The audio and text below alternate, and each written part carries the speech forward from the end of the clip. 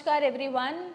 Psoriasis हो तो जाता है, लेकिन वो ठीक कैसे हो रहा है ये हमें कैसे पता चलेगा? पेशेंट की सबसे ज़्यादा क्वेरीज होती हैं अपने बैक ऑफ द माइंड या अपने कंसल्टेंट को लेके या डॉक्टर को लेके।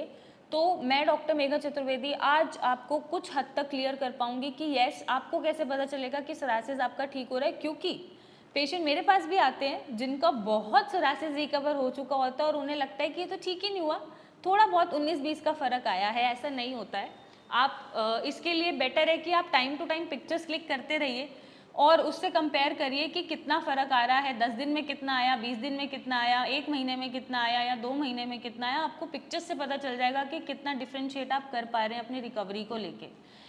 जब सोरासिस ठीक होने लगता है या आप कोई भी ट्रीटमेंट लेते हैं तो सबसे पहले तो स्टेज उसमें हो सकता है मैक्सिमम पेशेंट में प्रोग्रेसिव स्टेज पे सोरासिस अगर चल रहा है तो वो और निकल सकता है किसी भी ट्रीटमेंट में, चाहे वो आप एलोपैथिक लो या फिर आप होम्योपैथिक लो या आयुर्वेदिक लो। अगर आप ऑल्टरनेट मेडिसिन चूज कर रहे हैं लेने के लिए एलोपैथिक के अलावा, तो हो सकता है सोरासिस आपका 5-10%, 15% बॉडी पे निकल के आए। द रीज़न बीइंग क्योंकि इतने टाइम से आप एलोपैथिक स्टीरॉइड्स पे हैं या किसी भी मेडिकेशन पे, वो आप एकदम शट कर देते हैं, बंद कर देते हैं।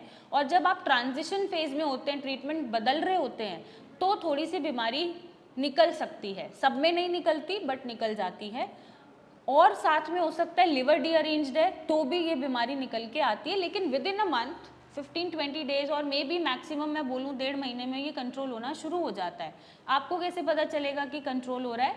जो रेडनेस है आपकी बीमारी की, जो इन्फ्लेमेटरी स्टेज है बीमारी की, वो कम होनी शुरू हो जाएगी। पैचेस के आसपास जो सूजन बन रहा है, रेडनेस है, वो आपको कम दिखेगा, टूवर्ड्स ब्लैक साइड देखने को मिलेगा कि वो ब्लैकिश हो रहा है, उसका कलर फेड हो रहा है और वो बहुत ब्राइट रेड कलर का नहीं बचा है। दूसरी चीज़, आपको उसमें से फ्लेकिंग कम नज़र होती हुई नज़र आएगी। फ्लेकिंग का मतलब होता है पपड़ी झड़ना। तो जब पपड़ी झड़ना कम हो जाए, मतलब पहले इतनी सारी पपड़ी झड़ती थी, आप एग्जाम्पल के तौर पे मैं समझा रही हूँ, लेकिन अब पपड़ी इतनी हो गई है, तो ये भी एक साइन ऑफ इम्प्रूवमेंट है।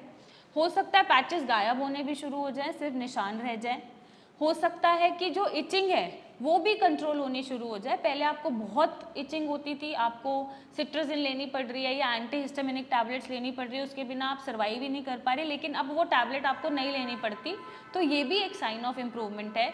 और अगर आपको कोई फिजिकल साइन ऑफ इम्प्रूवमेंट ना दिखे विद इन अ मंथ या विद इन 2 मंथ्स 3 मंथ्स आपकी रिकवरी के दौरान, लेकिन अंदर से आपको ऐसा लगेगा कि मेरा पेट ठीक है, मैं एक अच्छा फील कर रहा हूँ, मैं लाइट फील कर रहा हूँ, मैं हेल्दी फील कर रहा हूँ, मुझे कोई पेन नहीं है, कोई डिस्कम्फर्ट नहीं है, चाहे फिजिकल सिम्टम्स में इम्प्रूवमेंट दिखे ना दिखे, डजेंट मैटर।